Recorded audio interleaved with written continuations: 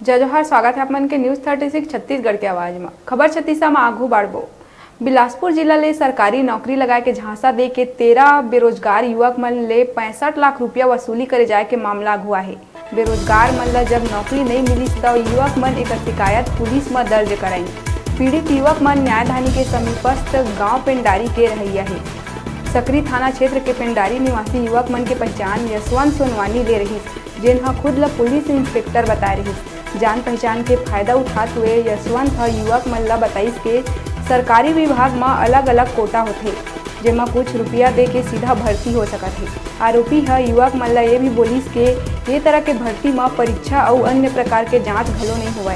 बेरोजगार युवक मन नौकरी पाए बर आरोपी यशवंत ला 65 लाख दे दी।